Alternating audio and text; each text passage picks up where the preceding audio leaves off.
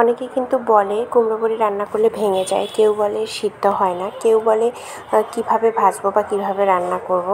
তো এগুলোর সহজ সমাধান আছে, সঠিকভাবে রান্না করতে পারলে তারপরেই কিন্তু কুমড়ো বড়ি পারফেক্ট হবে। আসসালামু আলাইকুম গাইস, আজকে চলে এলাম কুমড়ো বড়ি নিয়ে, আমার এই উদ্যোগের একটি পণ্য। তো অনেকের অনেক সময় অনেক প্রশ্ন থাকে, তাই ভাবলাম একটা রেসিপি ভিডিও করে সবার জন্য দেখিয়ে দেই। তো আজকে আমি যে মাছ দিয়ে কুমড়ো বড়ি রান্না করব সেই রেসিপিটাই আপনাদের সঙ্গে শেয়ার করছি। তো আমি এখানে প্রথমেই দেখতে পেয়েছেন যে আমি কুমড়ো বড়িগুলো তেল দিয়ে লাল লাল করে ভেজে রেখে দিয়েছি। এখন সেই কড়াইয়ে আরেকটু তেল দিয়ে একটু পাঁচফোড়নের ফোড়ন দিয়ে দিয়েছি, আর তাতে কাঁচামরিচ পেঁয়াজ কুচি দিয়ে দিয়েছি। মোট কথা এটা অনেক ইজি, কুমড়ো বড়িটা তেল দিয়ে ভেজে নিতে হবে। আর আপনারা হচ্ছে যে মাছ যেভাবে রান্না করেন ওভাবেই রান্না করে মাছের ঝোলে কুমড়ো বড়ি দিয়ে দিলেই হয়ে যাবে।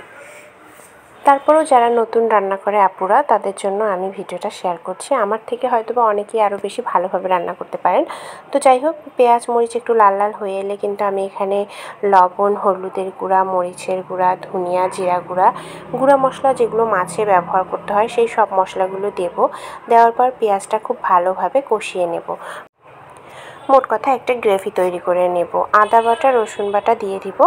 আর আমি কিন্তু মাছে কখনোই গরম মশলা ব্যবহার করি না, আপনাদের যাদের পছন্দ তারাই কিন্তু দিতে পারেন। আর আজকে যে আমি মাছটা রান্না করব, এটা কিন্তু আমি ভেজে রান্না করব না, মানে মাছটা হলুদ লবণ দিয়ে মেখে রেখেছি, আর মশলা কষিয়ে তাতে কিন্তু মাছটা দিয়ে আমি মাছটা সহ আবার মশলাটা কষিয়ে নেব। কুমড়ো বড়ি কিন্তু আমার একটা উদ্যোগের পণ্য। যারা অর্ডার করতে চান কুমড়ো বড়ি, আমাকে ইনবক্সে নক করতে পারেন। বাংলাদেশের ভিতর যে কোনো জায়গায় কিন্তু ক্যাশ অন হোম ডেলিভারিতে আমি কুমড়ো বড়ি দিয়ে থাকি। তো ইতিমধ্যে দেখতে পেয়েছেন আমি কিন্তু মশলা কষানো হয়ে গেছে, এখন মাছ দিয়ে দিয়েছি। মাছটা আমি খুব ভালো করে কষিয়ে নেব। আর এখানে আরেকটা কথা, এতক্ষণ কিন্তু আমার প্রিপারেশনে ছিল না যে আমি মাছে আলু দিব।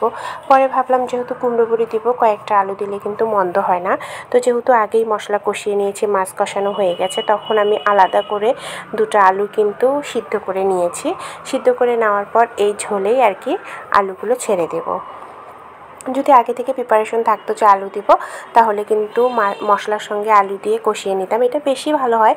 কিন্তু আমি হুট করে প্ল্যান করলাম যে দুটো আলু দিই, তখন আলুটা আলাদা করে কষিয়ে মাছের ঝোলে কিন্তু আলুটা ছেড়ে দিয়েছি।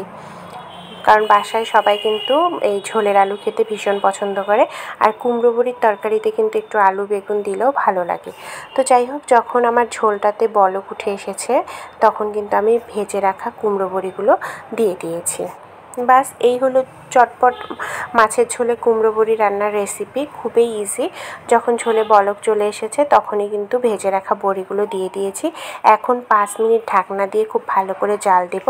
যখন বড়িগুলো সেদ্ধ হয়ে যাবে, ঝোলের পানিটা একটু ঘন হয়ে আসবে, তখনই কিন্তু উপর দিয়ে একটু জিরা ছিটিয়ে দিয়ে আমি চুলা বন্ধ করে রেখে দেব। আর এই দেখছেন, চুলা বন্ধ করার পর এই হচ্ছে আমার মাছ দিয়ে কুমড়ো বড়ির ফাইনাল লুক। তো যারা এতদিন হচ্ছে যে পারফেক্টভাবে কুমড়ো বড়ি রান্না করতে পারেননি বা পারেন না, তারা আশা করি আমার রেসিপিটি দেখার পর খুব ইজি হয়ে যাবে। কুমড়ো বড়ি রান্না করা আসলেই অনেক ইজি, এভাবে অবশ্যই একবার রান্না করে দেখবেন। আল্লাহ হাফেজ।